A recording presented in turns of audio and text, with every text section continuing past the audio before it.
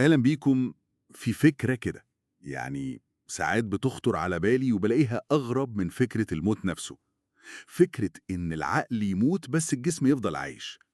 فكرة قوية فعلا. الواحد يصحى يدخل في نفس الدايرة، شغل بيت نوم، كأنه إنسان آلي. مفيش سؤال، مفيش تفكير، خلاص هو ده.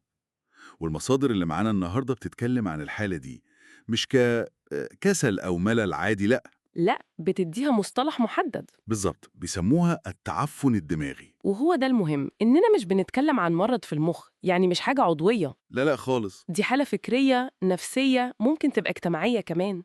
بتبدأ تستولى على طريقة تفكيرنا.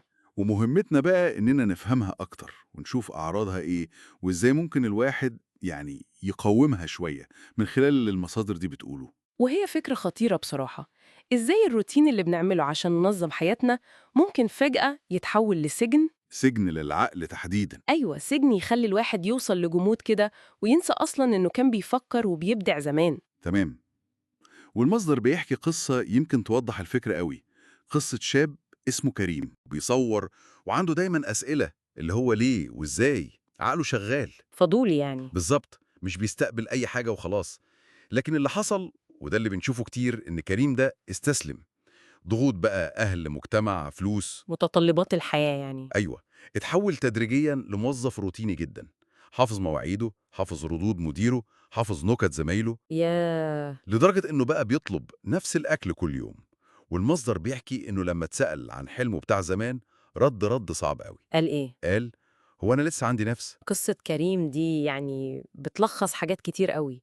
بتوري إزاي الضغوط دي والبحث عن الأمان المادي ممكن يقتلوا الفضول. يقتلوا التفكير النقدي نفسه. تماماً، وده اللي المصدر بيركز عليه. المشكلة مش بس إن الواحد يبطل يفكر. لا، في أخطر. الأخطر إنه يوصل لمرحلة إنه ينسى إنه كان بيفكر أصلاً.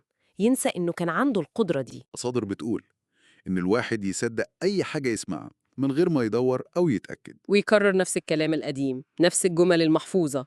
ويكره أي تغيير ويخاف من السؤال. كأن التفكير بقى رفاهية، أو زي ما المصدر بيقول تهديد. تهديد في عالم ماشي بالقسوة واللصق. والمصادر كمان بتشير لنقطة مهمة، فكرة إن الحالة دي ممكن تكون معدية. زي العدوى؟ إزاي؟ يعني مش مجرد حالات فردية، ممكن تنتشر وتبقى ثقافة عامة في الشغل، في البيت، في الإعلام، حتى في التعليم. زي إيه مثلا؟ زي مثلا لما بنزهق من أسئلة الأطفال ونقول لهم كفاية أسئلة. إيه الأسئلة الغريبة دي؟ التصرف البسيط ده بيقتل عندهم الفضول والتفكير النقدي على المدى الطويل. فعلا. وبنلاقي نفسنا بنكافئ اللي حافظ أكتر، مش اللي بيفكر وبيسأل. طيب الدنيا سودة كده مفيش أمل؟ لا، المصادر بتقول في أمل، وبتقول إن البداية لازم تكون من عند الفرد. إزاي بقى الواحد يبدأ؟ يعني في زي روشتة كده للمقاومة. أهم حاجة الواحد يشجع نفسه إنه يسأل. حتى لو الناس قالت عليه بيعقد الأمور. حتى لو. وكمان يراجع أفكاره دايما، حتى لو بان إنه عنيد. الفكرة إن صوته يبقى مختلف لأنه بيفكر. ويرفض إن الروتين يبقى سجنه. بالظبط. وما يمشيش ورا القطيع وخلاص لمجرد إن الطريق زحمة.